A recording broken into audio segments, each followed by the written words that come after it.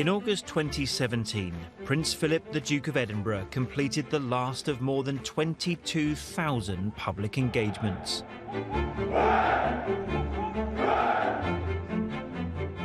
It was 70 years before that, in 1947, that the public first became aware of the dashing young naval officer as his engagement to the young Princess Elizabeth was announced. He was Britain's longest-serving royal consort, walking 2 steps behind the Queen, on a relentless round of royal duties. He was president or patron of more than 800 charities and organisations. 6 million young people around the world have taken part in the award scheme that bears his name. And on the distant Pacific island of Tanna, islanders even consider him a god and revere photographs of him. Most of us knew him simply as the husband of the Queen, the father of the heir to the throne, Prince Charles. But the full picture of Prince Philip is more remarkable, much more intriguing, and far more surprising.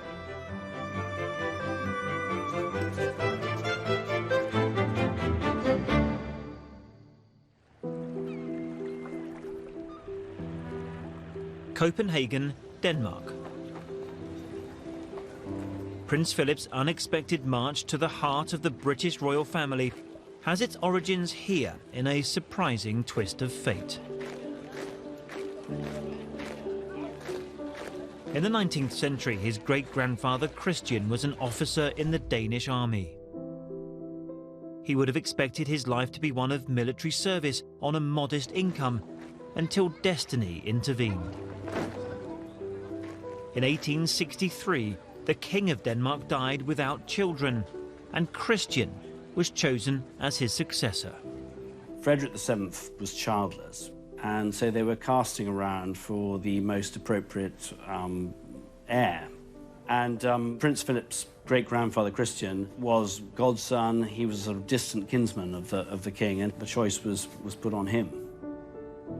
His ascent to the Danish throne made his children eligible to marry into other royal families. And they did. Many of today's European monarchs are his direct descendants. But his youngest son, George, Prince Philip's grandfather, reached a European throne, not because of marriage, but because of historic events.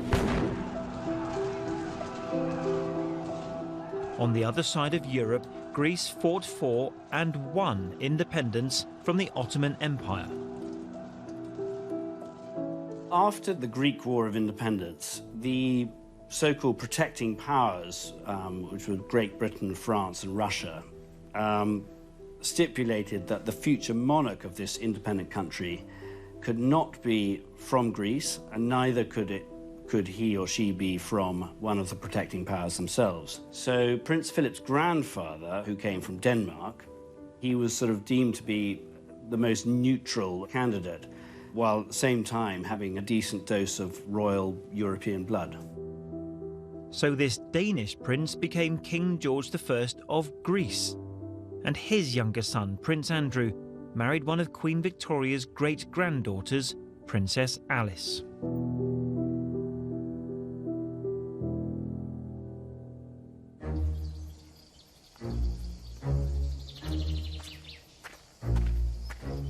In 1921, they were living here on Corfu, in this house, Mon Repos, where Alice became pregnant with her 5th child. Princess Alice, at age 36, went into labour. The local doctor scoured the house and decided the dining room table was the best place for her to give birth. And so Philippos, Schleswig, Holstein, Sunderburg, Glucksburg, a member of both the Greek and Danish royal families, was born in a beautiful house in an idyllic setting. At first glance, he was getting a very good start in life. But danger was just around the corner. Philip's father, Prince Andrew, was an officer in the Greek army, which at that time was involved in a 3-year war against Turkey. And this war culminated in a calamitous retreat. And this resulted in a colonel's coup in Greece, which deposed the monarchy. And a lot of the army officers went on trial, including Prince Philip's father. Prince Andrew was under threat of execution by Greece's revolutionary court. At just 18 months old, baby Philippos was oblivious to the danger his family was in. His family home was under surveillance. His mother, Alice, and his sisters had to burn his father's letters and documents. A lot of his fellow officers were tried and then very soon after executed. And Prince Philip's father might well have joined them had it not been for the intervention of King George V of Britain, who was his first cousin. So an envoy was sent from Britain, and a deal was done whereby Prince Andrew would be put on trial, found guilty, and he was banished for life from Greece. The family were evacuated on a British warship. Baby Philip was carried on board in a wooden fruit box. And so at the age of 1.5, Britain's Royal Navy had entered Philip's life for the very first time. And as he sailed from these waters, the baby prince was suddenly homeless and stateless, a refugee fleeing from the country in which he was born.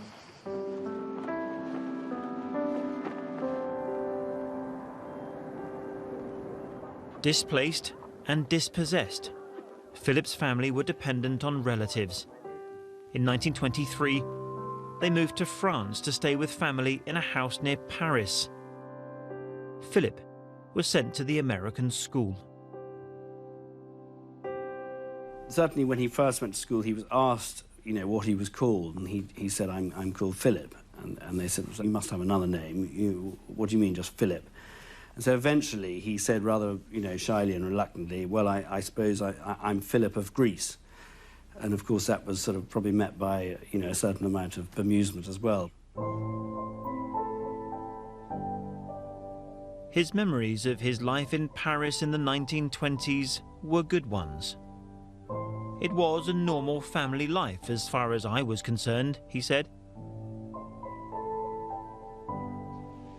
I went to school, I wasn't the least bit aware of the fact that I was in any way different from the others. It's true that I had this title of prince, but it's surprising how you can live it down. But in 1930, aged 9, normal family life ended.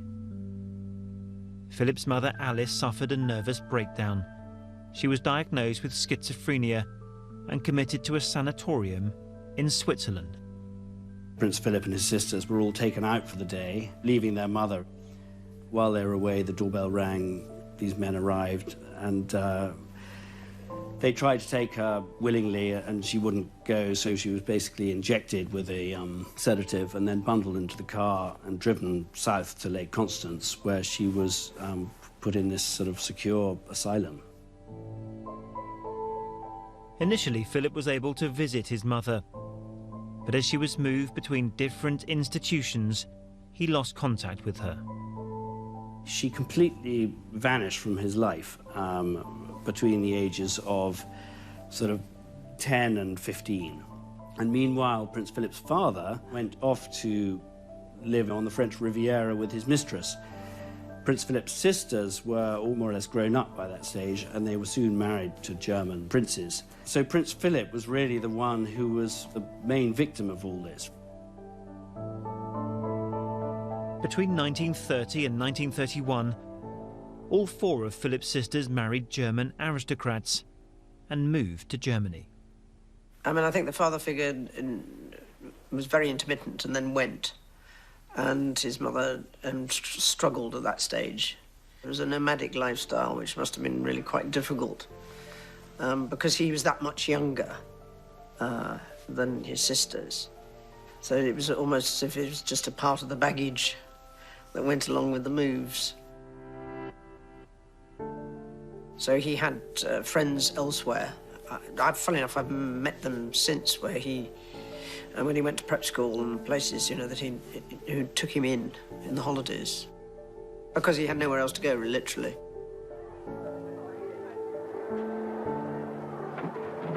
In 1933, Philip went to Germany to stay with his sister Theodora and her husband Berthold. Berthold's father had established an elite school with the pioneering educationalist Kurt Hahn.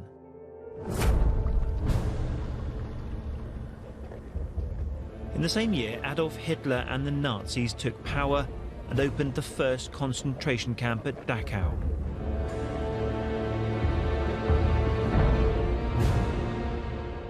Kurt Hahn was Jewish and had publicly criticized the Nazis. He was imprisoned and only released when the British Prime Minister Ramsay MacDonald personally intervened.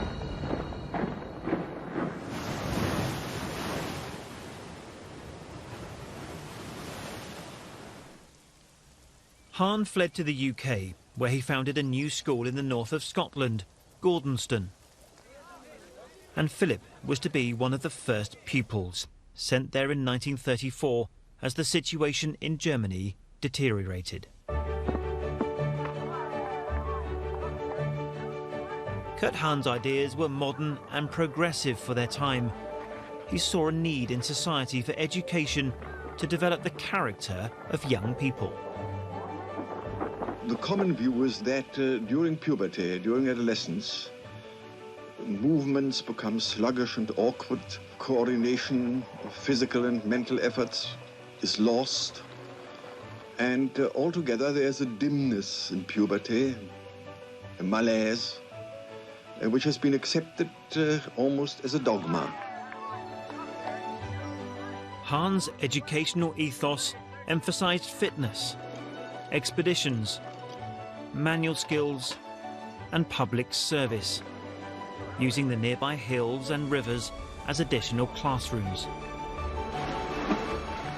The aim was to build teamwork and train both the mind and body. Seamanship was one of the main parts of the curriculum, and Hahn said, "My best schoolmaster is the Murray Firth."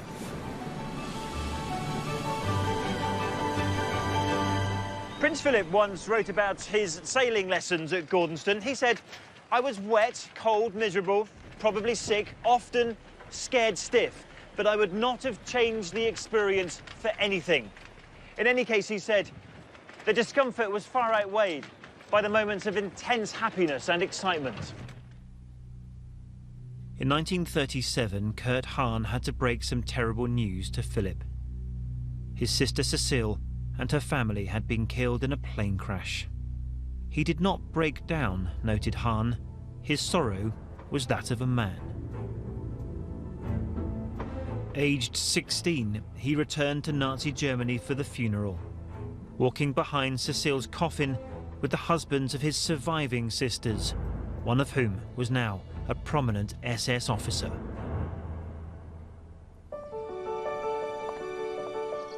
Back at Gordonston, Philip rose to become guardian or head boy. He'd had an unsettled childhood, only seeing his parents very rarely after the age of 9. But at Gordonston, he grew up and enjoyed his time there. The headmaster, Kurt Hahn, writes about the pupil he just calls Philip. When Philip came to Gordonston, he says, his marked trait was his undefeatable spirit. His laughter was heard everywhere. But he also comments in here about Prince Philip's character. At times, he wrote, he gave way to intolerance and impatience. He got into a fair number of scrapes through recklessness and wildness. But he notes this, he was often naughty, never nasty. That's probably why Gordonston had such an impact. That, I suppose, was his bit of good luck, was to be involved with Kurt Hahn at that stage in his life. He was a very remarkable individual. After Gordonston, Philip had to move on again. He was virtually a refugee at that stage because he had no real permanent home. But his extended family in the shape of Lord Mountbatten was really important. Louis Mountbatten was Philip's uncle. Mountbatten's father, Ludwig von Battenberg, had been First Sea Lord, in charge of the Royal Navy at the outbreak of the First World War in 1914. But he was forced to resign from the post because he was German. In 1917, anti-German feeling was so strong in Britain that the royal family changed their surname from Saxe-Coburg-Gotha to Windsor. At the same time, the Battenbergs anglicised their name to Mountbatten. When Battenberg was forced to resign as First Sea Lord, this was a great disappointment to him and something of a humiliation, really, for his family. His youngest son, Louis Mountbatten, was 14 at the time and a naval cadet, and he vowed that he would restore the family honour, the family glory. From 1937 onwards, Mountbatten became a surrogate father to Philip. Louis Mountbatten steered Prince Philip away from what had been his ambition, which was to join the RAF, and he steered him towards the Battenbergs with the great naval tradition. I contemplated going to the Air Force, and I might easily have done, but I think that it so happened that there were family reasons and connections. It made it, in a sense, easier to get into the Navy.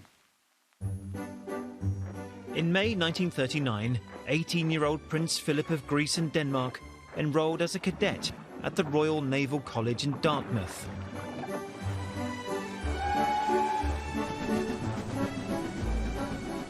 Two months later, Mountbatten arranged for King George VI and his family to visit the college. He invited his nephew onto the royal yacht, the V&A, to socialise with the young princesses Margaret and Elizabeth. Philip accompanied us and dined on board, said Mountbatten in his diary of that day on the River Dart. The following day he wrote, Philip came back aboard the V&A for tea and was a great success with the children.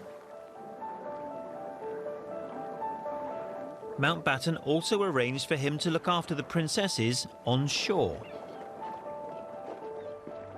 Louis Mountbatten was absolutely instrumental in making sure that the young princesses, in particular Princess Elizabeth, spent time with his 18-year-old handsome nephew.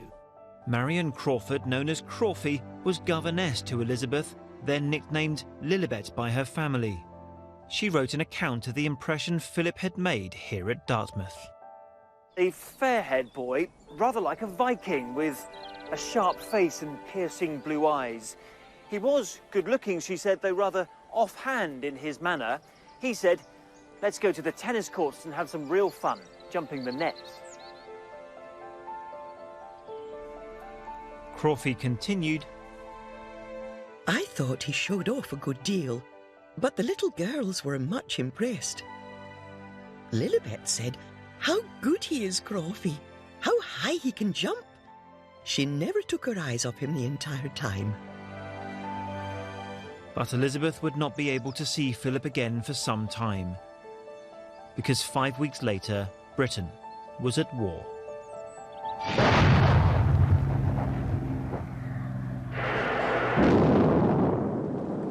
Philip was eager to get straight into action, but it wasn't that simple.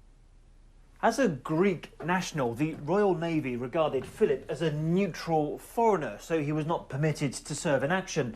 The most they would give him was a job on a convoy ship. But in October 1940, all that changed. When Italy invaded Greece, the Greeks joined the Allies, and there was no longer anything to hold Philip back. He joined the Mediterranean fleet and was soon in action. Philip wrote of a special atmosphere of anticipation of something dramatic when the British fleet set out to sea on the night of the 27th of March 1941. The British were hunting Italian ships under cover of darkness. Philip, then a 19-year-old midshipman, was in charge of the searchlight on board the battleship HMS Valiant. Unable to see the enemy at night, the Valiant used a radio direction finder which located an echo from an Italian ship. Philip quickly pointed his searchlight towards the echo and turned it on. The valiant gunners opened fire.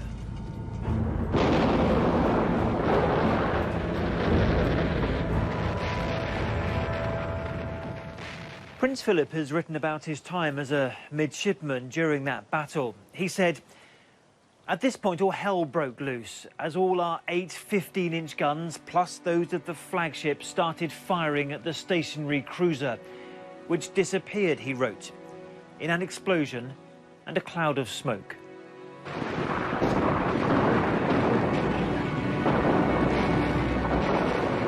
Philip was mentioned in dispatches and rose through the ranks. In July 1943, the Allies invaded Sicily. Out at sea, broadside after broadside was fired at the coastal batteries. 22-year-old Philip was now a first lieutenant on the destroyer HMS Wallace. On a night patrol, he hoped the darkness would provide protection from enemy attack. But a German plane spotted the ship's wake and dropped a bomb, causing damage. Having completed one bombing run, the plane circled for another attack. The crew of the Wallace realised their ship was vulnerable and that they were all in danger of losing their lives. But the first lieutenant came up with a cunning plan. Philip used a distraction tactic. He got the crew to quickly build a makeshift raft and set fire to it. In the darkness, as it drifted away, the Germans thought the smoke and flames were coming from the ship they'd just hit, and bombed the decoy instead.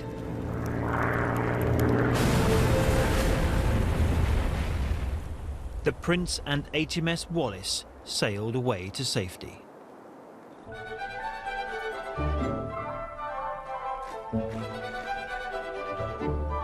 Back in Britain, Princess Elizabeth and her sister Margaret had staged pantomimes at Christmas to raise money for military uniforms. When he came back to Britain on leave, Philip went to see Elizabeth star as Aladdin sitting in the front row.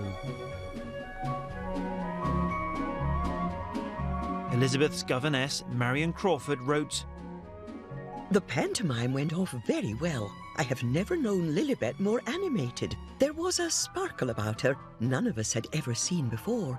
Many people remarked upon it." From then on, the two young people began to correspond. She took an immense interest in him and where he was and on what ship.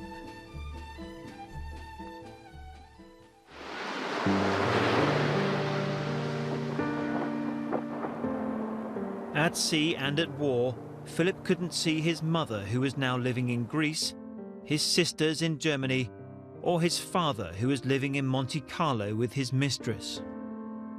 In December 1944, he received a message about his father from his uncle Mountbatten. So shocked and grieved to hear of the death of your father, and send you all my heartfelt sympathy. Following has been received from your mother. Embrace you tenderly in joint sorrow. After the war, he visited Monte Carlo to pick up his father's effects. Alongside debts of £17,500, they included a gold signet ring, which he wore from that day on. Louis Mountbatten, who was known to friends and family as Dickie, continued to fill the void left by Philip's father, as the prince himself remarked. "I don't think anybody thinks I had a father," Philip said. "Most people think that Dickie's my father anyway." Mountbatten also encouraged Philip's relationship with Elizabeth. The princess had come of age during the war and trained as a driver and mechanic. When the war was over, Philip was able to see Elizabeth regularly. Philip was keen on Elizabeth, but didn't always welcome his uncle's interest. He wrote to him in September 1945.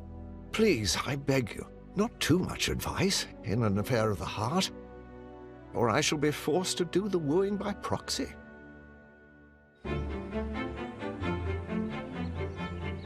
During the summer of 1946, Philip stayed with the royal family at Balmoral. It was here he asked King George VI for his daughter's hand in marriage. How that went down with the King and Queen, I think initially they were rather alarmed, really. They felt they didn't want to lose their daughter so quickly. They were a tight-knit family. Added to that, the Queen would have preferred someone more from a background similar to hers, so English/British aristocracy, not this foreign prince.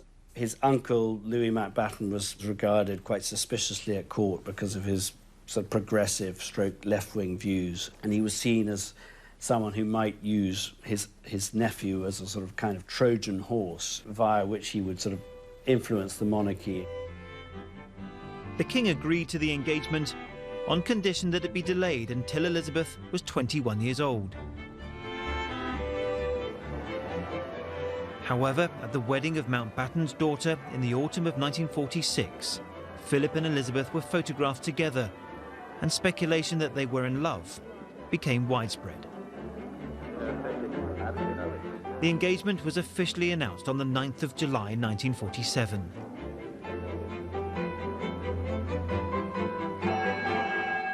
Getting married to a princess wasn't going to be straightforward.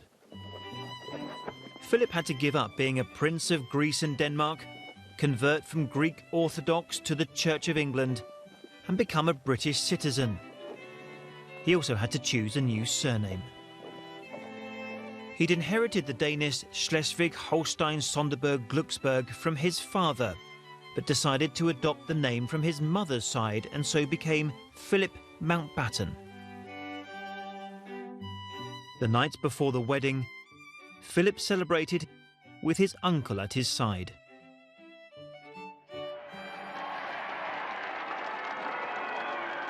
On the 20th of November 1947, the couple married at Westminster Abbey.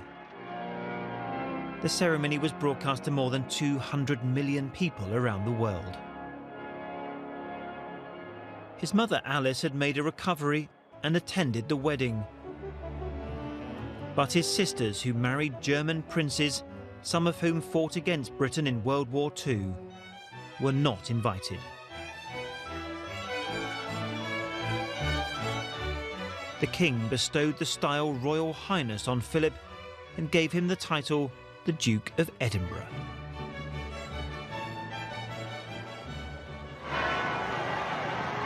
Hemmed in by well-wishers, the royal car had great difficulty in getting back to Broadlands, the honeymoon retreat of the royal family. After the honeymoon, Philip continued his naval career.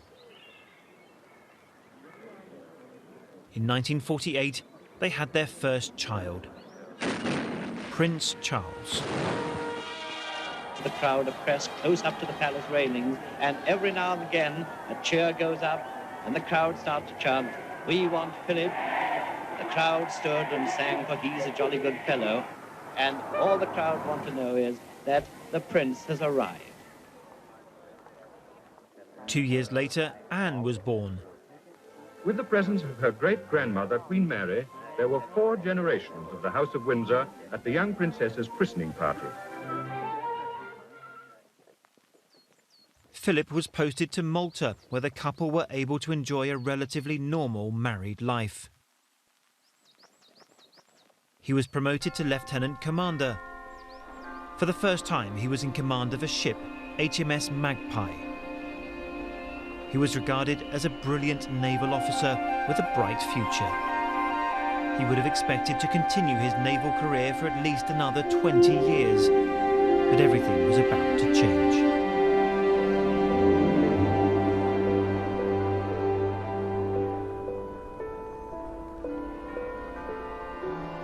In 1952, while the young couple were on a tour of Kenya, King George VI died. It was Philip who broke the news to Elizabeth. They immediately returned to Britain. Philip realised he would have to make sacrifices, including one of the things he valued the most, his naval career. I'm absolutely sure that was not an easy decision. And I think some people have made a different decision on the basis that they could have gone on in a different direction. I think it shows a real understanding of the pressures that the Queen was going through, and that the best way he could support her was by giving up on his career. A year later, Elizabeth was crowned Queen, and Philip knelt before her at Westminster Abbey.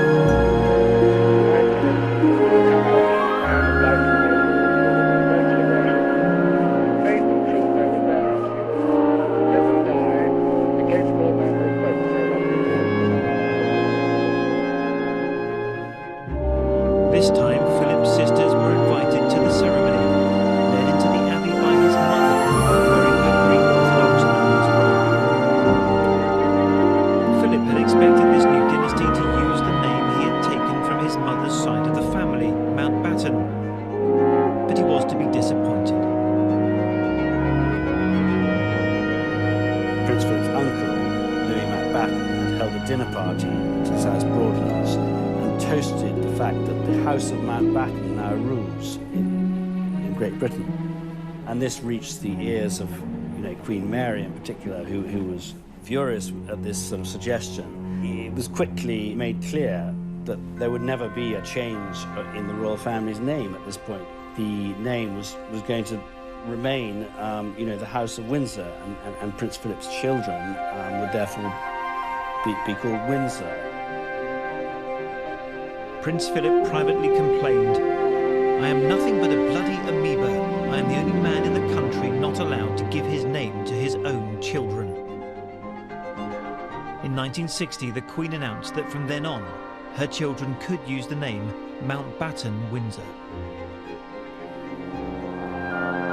Early in her reign, Elizabeth and Philip made a 7-month tour of 13 countries, of which the Queen was head of state. The travellers set foot in many lands, in Bermuda, Jamaica, in the Fiji Islands, in Tonga, and in New Zealand, where the Maori chieftains offered traditional greetings to the Queen they had named the rare white feathers of a single flower.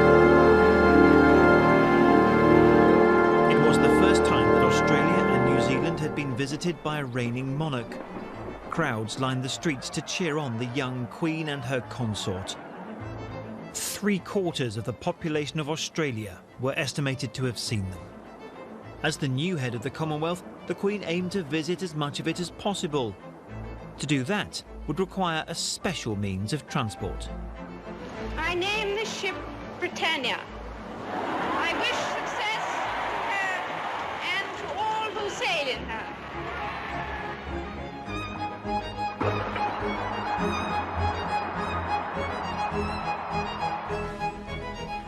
Britannia was a project that Philip threw himself into.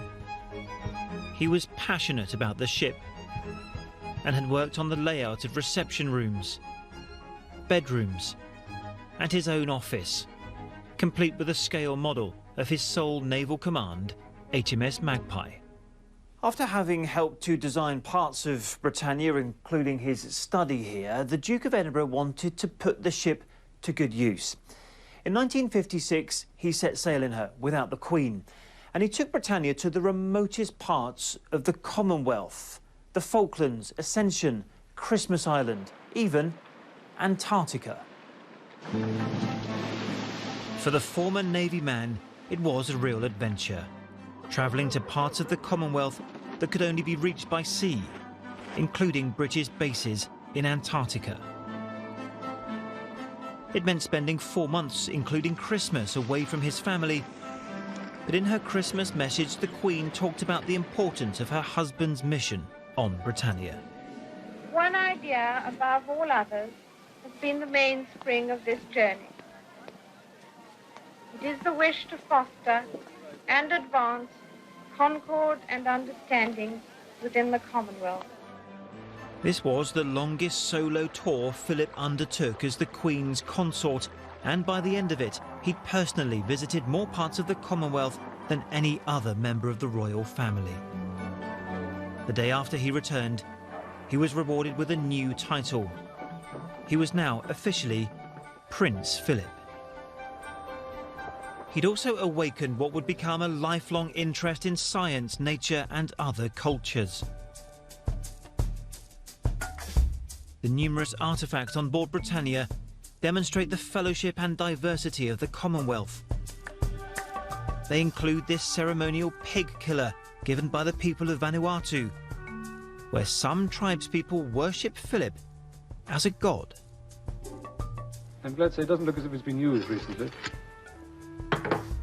Philip also wanted his Britannia expeditions to be educational, as he showed in a children's television programme he presented. I've got here a film which shows you some of the dances in New Guinea, which I think will amuse you. The faces of the people are covered in bright colours, in yellow and splendid, with splendid feathers on top. And here they go. Those feathers are birds of paradise feathers, and they're very colourful. As you can see, he's been doing that for quite a long time. This dance went on for about 2 days. Imagine they must have quite a stiff neck after that. Now, there are 1 or 2 things... For many British children, this was the first opportunity they had to see the diversity of cultures that made up the Commonwealth. Philip really embraced the new medium of television, in 1957 presenting a science documentary, The Restless Sphere. Radio engineers aim their transmissions in such a way that it bounces off this ionized layer back to the receiving station, rather like a billiard ball bounces off a cushion into a pocket. He's been able to keep pace with the kind of technological changes which have had such an impact. Not only has he kept pace with them, but he's also had the imagination to see where they might go and how they might impact. In the 1960s, Prime Minister Harold Wilson had spoken about modernising Britain with the white heat of new technology. The picture of the Duke at the controls of his helicopter as it rises from the stadium seems to symbolise this age of technological progress and development. Philip was in tune with the times. At heart, he was a moderniser. He wanted to encourage new thinking in the monarchy and in British science and technology. He showed this in 1961 when he became the first royal ever to give a television interview. He was calling for better training to create a skilled workforce for the modern age. I think that so much of our industry is traditional in its the way it's grown up, that you need a kind of jolt to make it realize that there is a change in the general pattern of industry.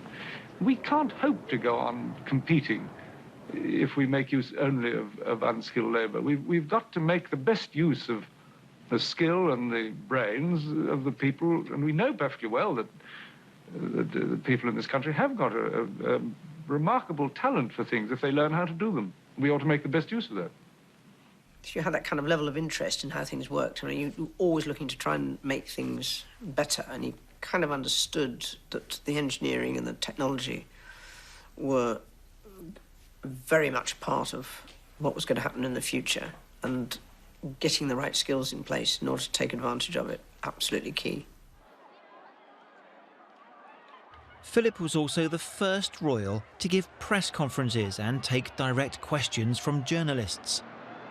In Ottawa in 1969, he gave his views on the monarchy in Canada and elsewhere. I think that it's a complete misconception to imagine that the monarchy exists for in the interests of the monarch. It doesn't. It exists in the interests of the people.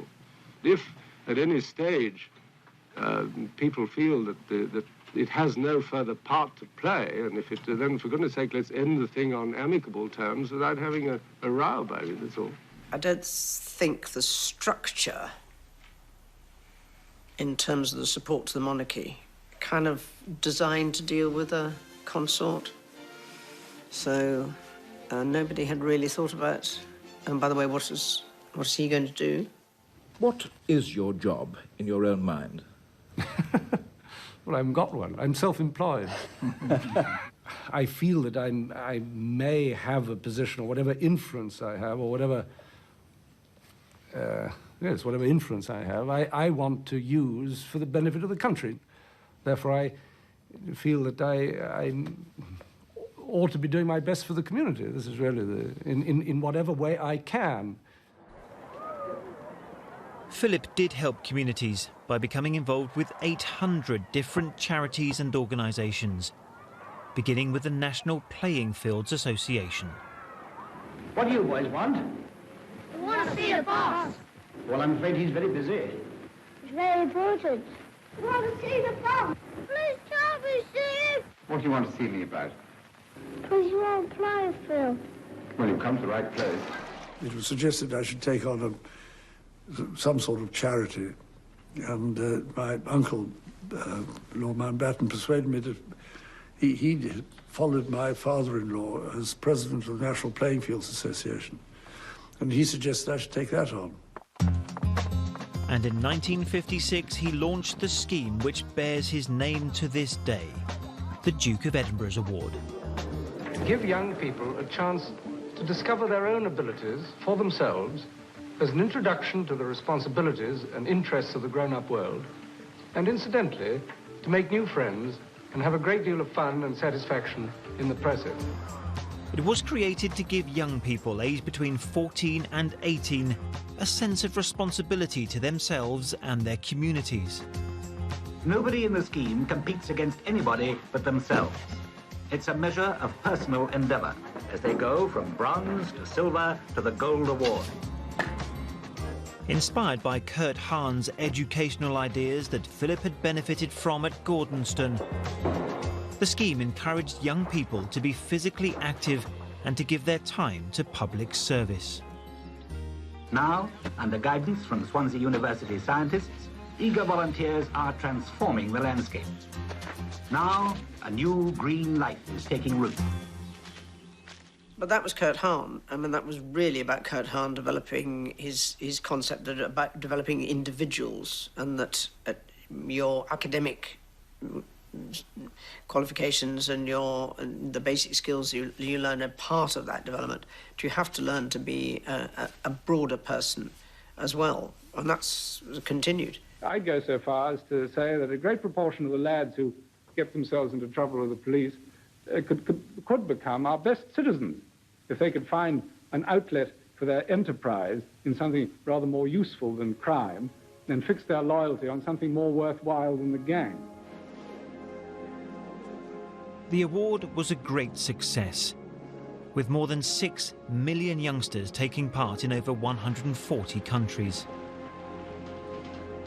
But Philip didn't just want the public to feel the royal family had a purpose, he wanted them to see it too.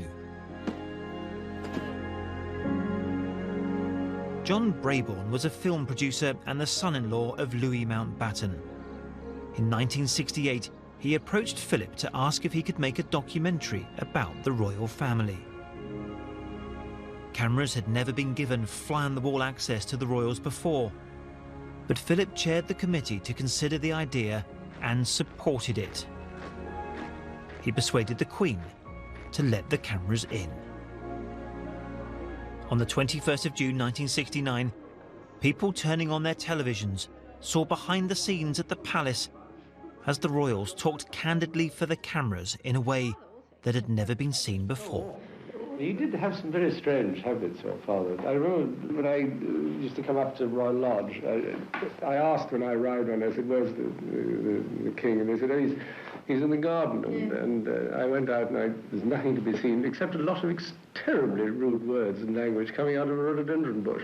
So I eventually found him there hacking away, wearing a bearskin cap.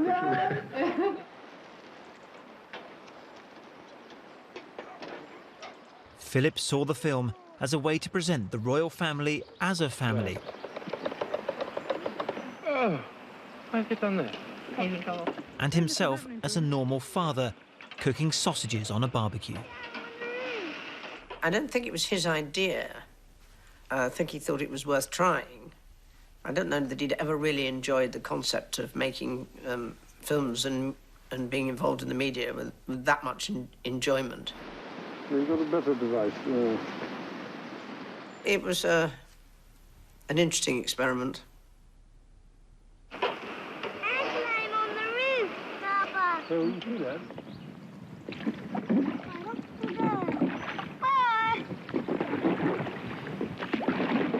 Philip's aim was for the public to get used to the royal family as a regular part of society.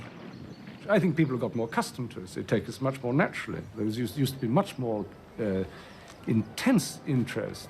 Now people take it, as a matter of course. They know who we are. They've got to know us, and they say, oh, well, either they can't stand us or they think we're all right. 350 million people watched worldwide, and asked about it many years later, he had no regrets. We don't belong to a secret society. I mean, I don't see why people shouldn't know what's going on. Much better that they should know than speculate.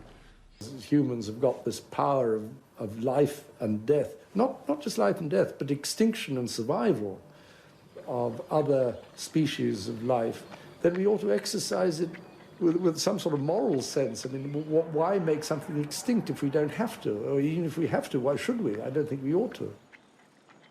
I think he also had a good broad sense of the stresses and strains that were being placed on nature and environment, maybe a bit earlier than some. In 1968, Philip's mother, Alice, came to live in Buckingham Palace. The following year, aged 84, she died. She had written a farewell note to her son. Dearest Philip, be brave, and remember I will never leave you, and you will always find me when you need me most. All my devoted love, your old Mamma. Her last request was that she be buried on the Mount of Olives in Jerusalem. This was a very hard thing to arrange, but Philip managed to ensure that Alice's coffin was flown there and interred in an Orthodox church.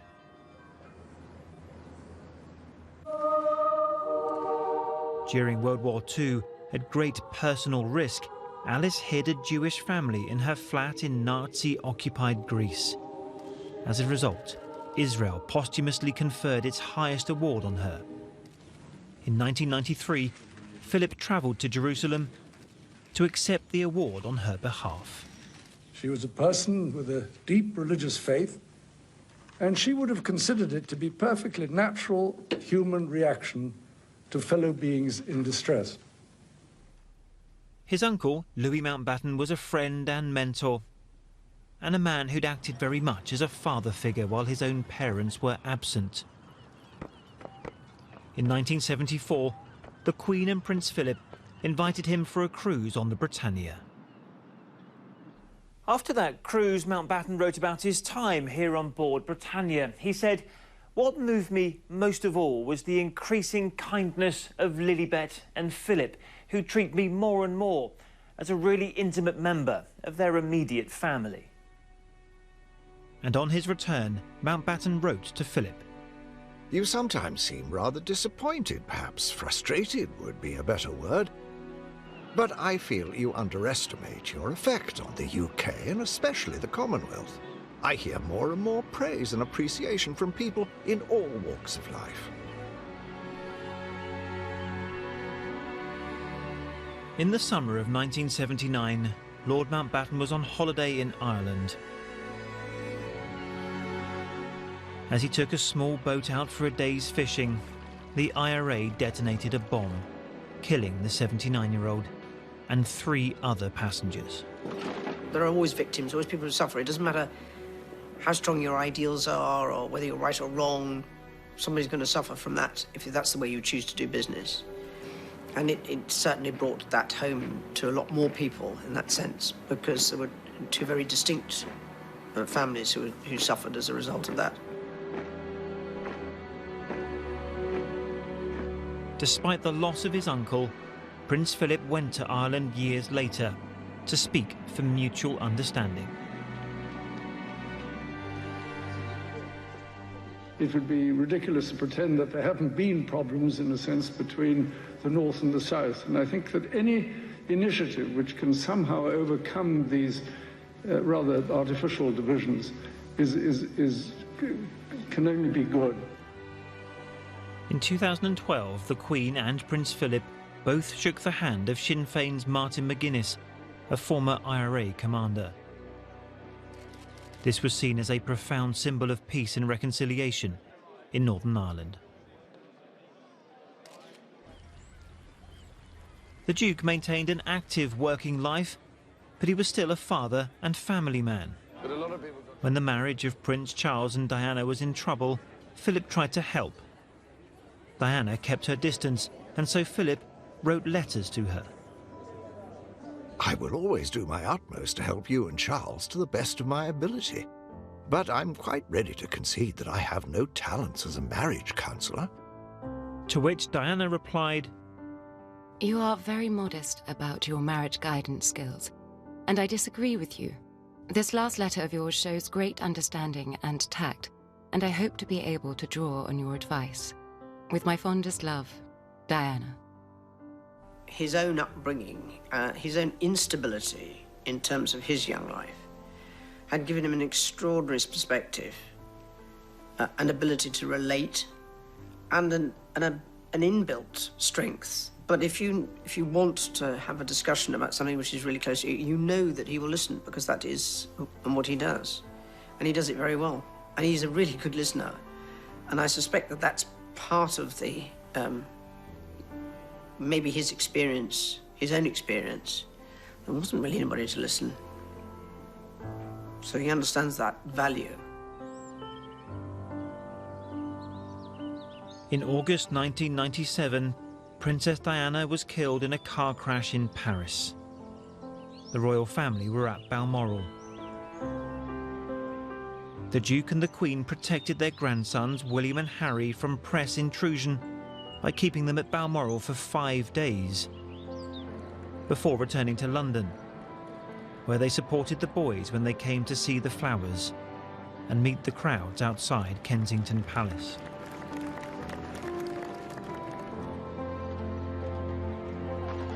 At the funeral, William was not sure that he would be able to walk behind his mother's coffin. It was a question of, if you'll do it, I'll do it. And that was him as a grandfather saying, if that's what you want to do, and if you want me to be there, I will be there.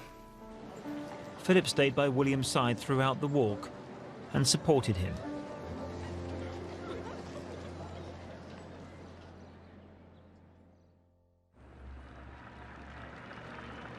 A few months later, the Queen and the Duke celebrated their 50th wedding anniversary, and the Queen took the opportunity to praise her husband.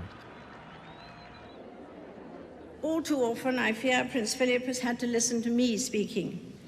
Frequently, we have discussed my intended speech beforehand, and as you will imagine, his views have been expressed in a forthright manner. He is someone who doesn't take easily to compliments, but he has quite simply been my strength and stay all these years. From the very outset, I think he was extremely valuable as this foil for his wife. This monarch who is indisputably, the finest monarch that this country has ever had. Without Prince Philip at her side and supporting her as this confidence-giving consort, there's no way she would have been able to reign in the way that she did. He grew into the role. He was his own man. That always makes me laugh when you read in the newspapers that people would have been prepared for this. I don't think so. It didn't happen. There aren't courses in X, Y, and Z within the family, but you get introduced to things, you get taken to things, like being an apprentice. It's part of your build-up of your life experiences. There is no manual in that respect. Father, consort, innovator, grandfather. In Prince Philip's royal life, he has left his own indelible mark.